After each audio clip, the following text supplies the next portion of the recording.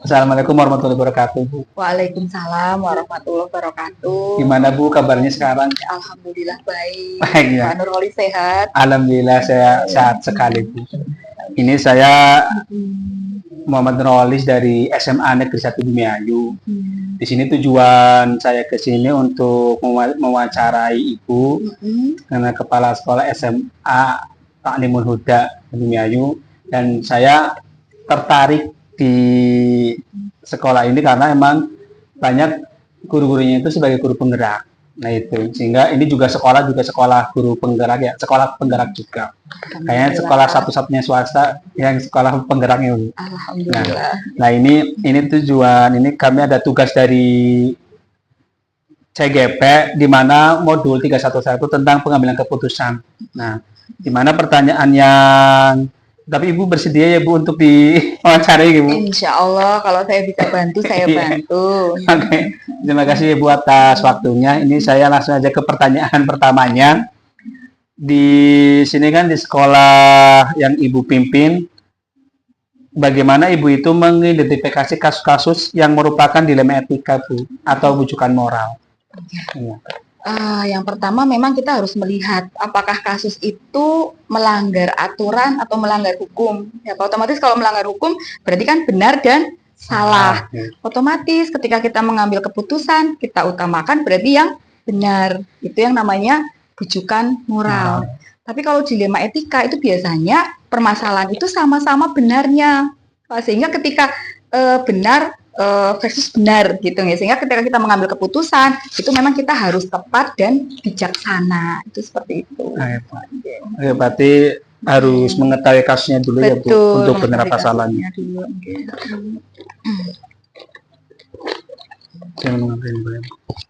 Terus ini Bu, pertanyaan yang keduanya, selama ini kan bagaimana Ibu menjalankan pengambilan keputusannya Bu di sekolah ini, terutama untuk kasus-kasus di mana ada dua kepentingan yang sama-sama benar atau sama-sama mengandung nilai kebajikan. Ya. Memang kadang sulit ya Mas, karena kalau tadi bujukan moral itu kita sudah pasti akan memilih yang benar ya. Tapi kalau sama-sama benar, memang yang pertama kita harus mengidentifikasi dulu permasalahannya, kasusnya seperti apa, faktanya bagaimana, kemudian siapa saja yang terlibat, gitu kan.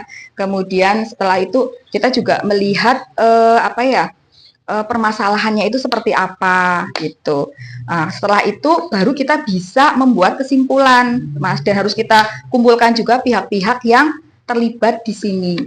Nah, dari kesimpulan itu kita bisa memutuskan atau membuat berarti opsi itu akan seperti apa keputusannya bagi kasus tersebut, yang pastinya harus mengutamakan kepentingan berpihak pada siswa, itu seperti itu, dan nilai-nilai kebajikan. Berarti yang paling penting itu harus mengutamakan kepentingan siswa. Betul. Ya Bu, dan harus yang siapa saja yang terlibat, terus pengambilan keputusan. Ini ya. Yang ini yang pertanyaan ketiganya ya Bu, terkait langkah-langkah atau prosedurnya Bu, seperti apa yang Ibu lakukan selama ini? Iya, biasanya seperti itu. Kita akan lihat dulu masalahnya apa ya. Kita identifikasi permasalahannya, itu yang pertama. Kemudian yang kedua, siapa saja yang terlibat, itu juga harus kita maksudnya kita kumpulkan ya, sehingga kita tahu dari situ kita telusuri, kita dalemi permasalahannya apa gitu. Sehingga nanti kita sampai pada kesimpulan. Dan ketika saya memutuskan pun saya tidak sendiri, Mas, kita juga perlu mungkin berdiskusi dengan teman-teman struktural atau mungkin pihak-pihak yang memang berkompeten gitu, sehingga nanti keputusan yang saya sampaikan itu meminimalisir resiko atau meminimalisir hal-hal yang tidak kita inginkan, karena itu kan sama-sama ya Mas, sama-sama maksudnya benar melawan benar, dan mana yang harus kita prioritaskan terlebih dahulu, seperti itu.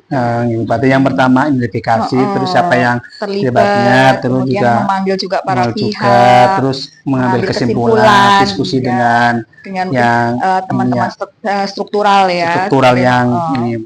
Oke, ini terus pertanyaan selanjutnya, terus hal-hal apa yang selama ini Ibu anggap efektif dalam pengambilan keputusan pada kasus dilema etikanya? Biasanya kalau seperti itu apa ya? Yang efektif itu tadi Mas, kita memang harus apa ya namanya memanggil apa ya pihak-pihak yang mempunyai kepentingan itu ya, sehingga ketika kita mengambil keputusan itu kita bisa bijak seperti itu. Karena kan memang kalau sama-sama benar itu kan kadang kita bingung ya, kita mau ngambil yang mana. Tapi yang paling penting prioritas dulu Mas. Ini dari 2 kasus ini kira-kira mana yang harus kita prioritaskan. Kemudian dampaknya pada siswa bagaimana seperti itu. Meskipun nanti keputusannya kan nggak mungkin akan bisa menyenangkan atau mungkin apa ya menguntungkan kedua belah pihak, tapi minimalnya yang kita ambil itu sesuai gitu dan sesuai dengan prioritas. Gitu. Ibu, ini untuk pertanyaan kelimanya. Terus hal apa saja yang selama ini merupakan tantangan Bu, tantangan dalam pengambilan keputusan pada kasus dilema? Tantangannya memang sebenarnya lumayan ya Mas. Satu, ketika mungkin yang keputusan saya mungkin agak sedikit bertentangan dengan yayasan. Nah itu kan juga karena kita di bawah naungan yayasan ya, itu satu. Kemudian yang kedua, ketika kita sebenarnya ingin mengambil keputusan itu yang bisa apa ya menguntungkan kedua belah pihak, tapi kan sepertinya itu tidak mungkin gitu ya, karena mesti ada salah satu yang mungkin merasa agak mungkin tidak adil gitu. Tapi kembali lagi memang kita harus memilih di sini gitu, karena sama-sama betul, tinggal kita melihat situasinya.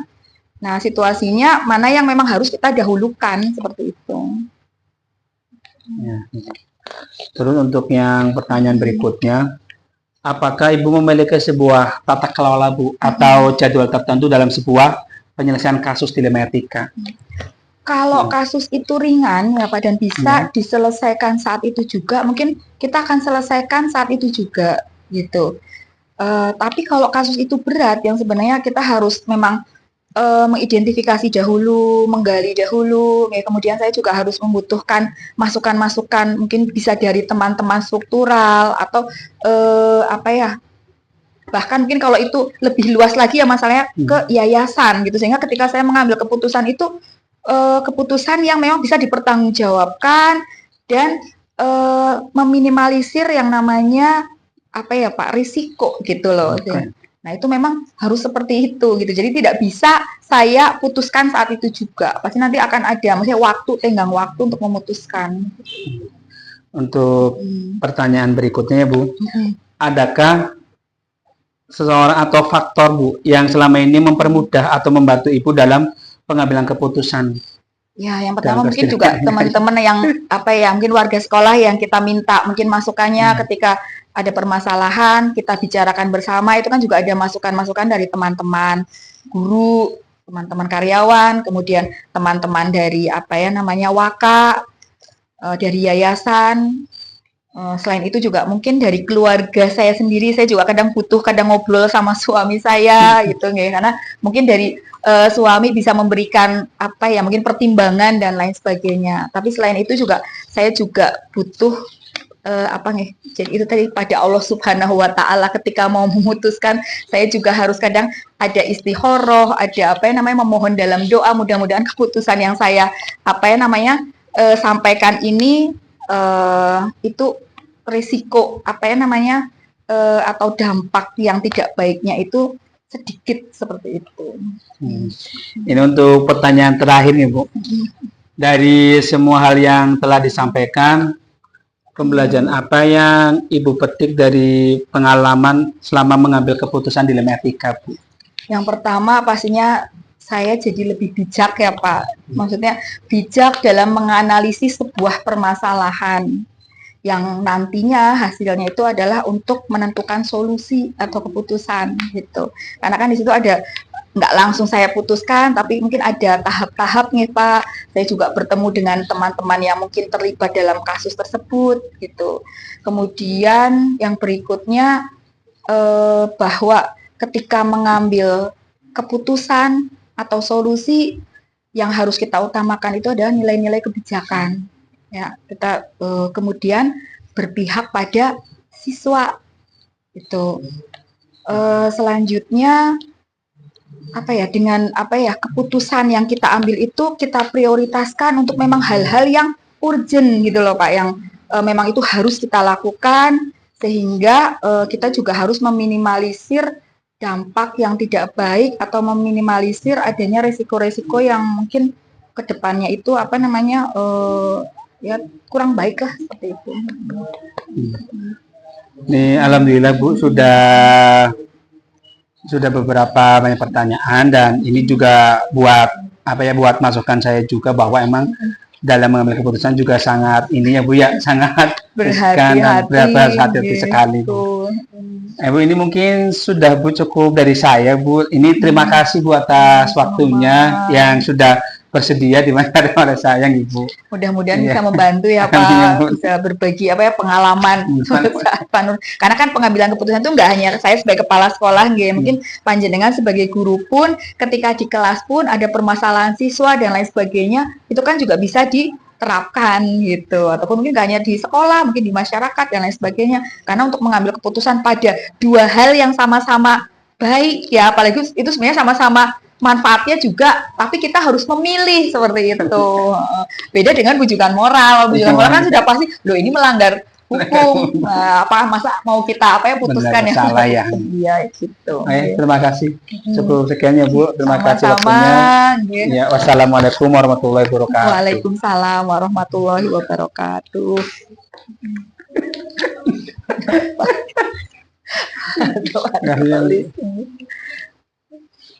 Jadi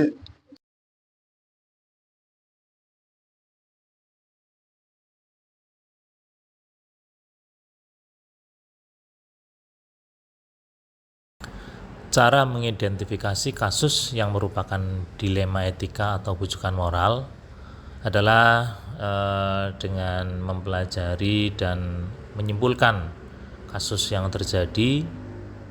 Selanjutnya kesimpulan itu dapat dipergunakan sebagai bahan atau dasar untuk menindaklanjuti pengambilan keputusan baik yang berkaitan dengan dilema etika maupun bujukan moral. Dilema etika dan bujukan moral merupakan dua masalah yang sering dialami dalam proses pengambilan keputusan. Dilema etika merupakan sebuah situasi di mana keduanya benar namun bertentangan dalam pengambilan keputusan atau benar versus benar. Sedangkan bujukan moral adalah situasi ketika seseorang dihadapkan pada benar salah ketika mengambil keputusan atau benar versus salah. Dilema etika lebih sulit diatasi karena dipengaruhi oleh faktor seperti keadilan, kebenaran, dan lain-lain. Sementara bujukan moral mudah diatasi karena sudah ada norma benar dan salah bagi setiap pihak.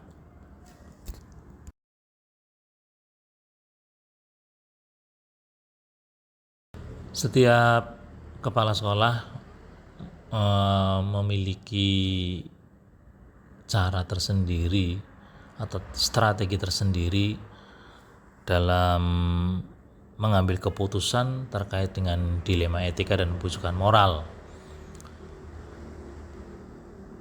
Tetapi ada 3 prinsip yang dapat membantu saat menghadapi pilihan-pilihan yang banyak tantangan tersebut. Yang pertama yaitu berpikir berbasis hasil akhir atau end-based thinking. Yang kedua berpikir berbasis peraturan, rule-based thinking. Dan yang ketiga berbasis rasa peduli atau care-based thinking.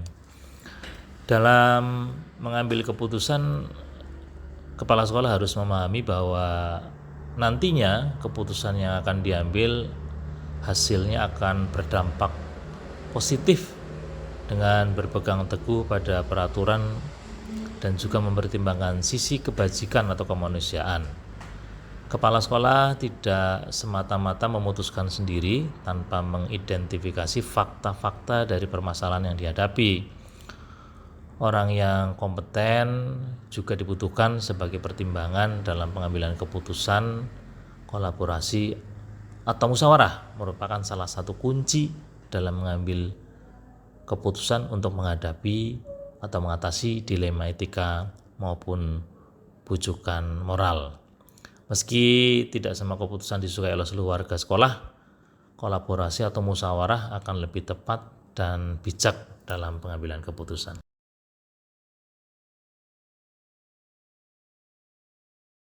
Langkah-langkah yang biasa saya lakukan selama ini, yang pertama menentukan nilai-nilai yang saling bertentangan.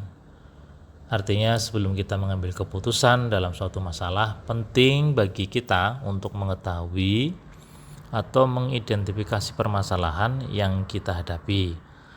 Hal ini dilakukan agar keputusan yang kita ambil merupakan keputusan yang tepat.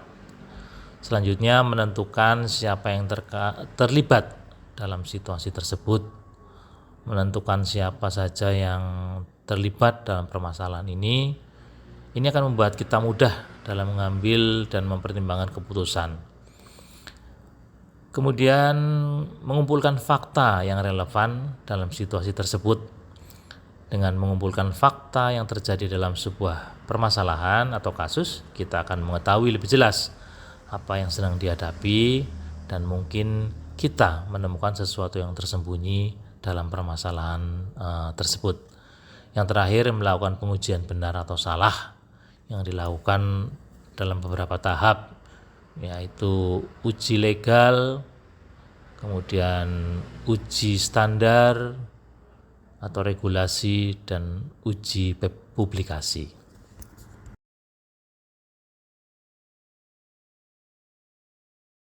Ada beberapa hal yang saya anggap efektif dalam penyelesaian kasus-kasus atau pengambilan kasus-kasus dilema etika. Yang pertama, membuat semua fakta yang relevan dari persoalan dilema etika itu. Selanjutnya, mengidentifikasi pemangku kepentingan dalam kasus itu. Pemangku kepentingan adalah seseorang yang akan dipengaruhi oleh keputusan yang nantinya diambil. Identifikasi semua pemangku kepentingan yang akan berpengaruh terhadap keputusan yang nantinya akan diambil. Kemudian membuat opsi, kira-kira penyelesaian dalam kasus ini apa saja. Membuat daftar tindakan, strategi, atau alternatif dan pilihan yang bisa diambil untuk menyelesaikan konflik tersebut. Selanjutnya, apa yang harus dilakukan, yaitu memilih opsi yang terbaik yang tadi sudah diidentifikasi, ya, dan memutuskan untuk menyampaikan bahwa pilihan tadi merupakan pilihan yang tepat. Saya rasa itu.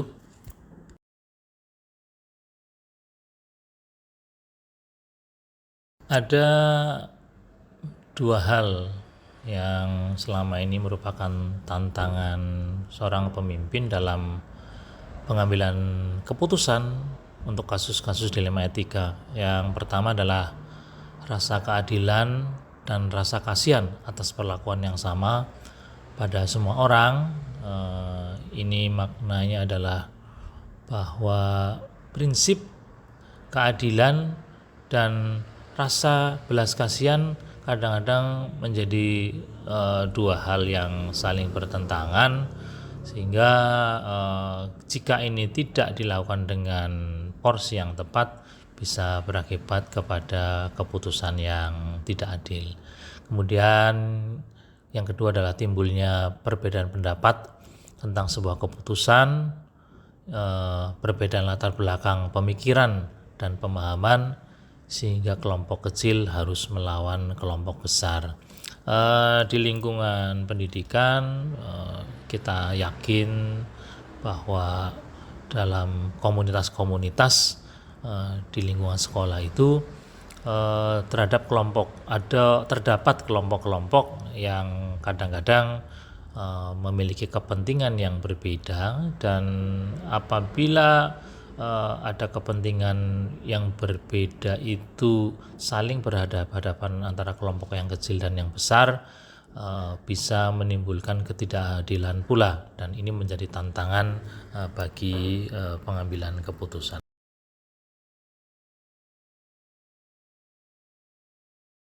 Ada jadwal yang bisa disusun untuk menyelesaikan kasus-kasus dilema etika dengan memanggil guru dalam format atau bentuk pembinaan yang sudah terjadwal maupun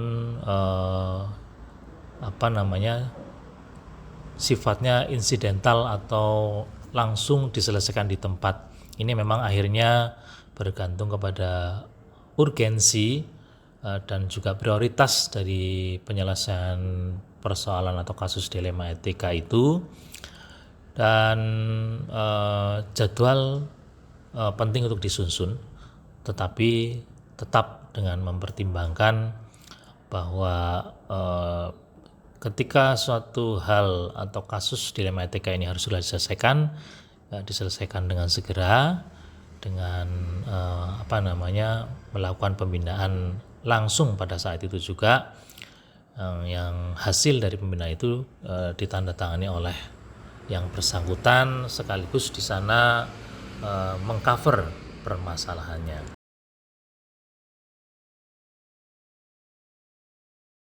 Di dalam lingkungan satuan pendidikan ada banyak pihak-pihak yang dalam memutuskan sebuah kebijakan ikut membantu, ya. Ada tim sekolah, ada wali murid, ada guru, wakil kepala sekolah, sehingga untuk mempermudah saya dalam mengambil keputusan, melibatkan pihak-pihak lain yang saya sebutkan tadi. Ada guru, ada tim-tim sekolah, ada wali murid, dan juga wakil kepala sekolah, sehingga diharapkan dari keterlibatan mereka persoalan-persoalan atau kasus yang terkait dengan dilema etika menjadi lebih mudah diselesaikan.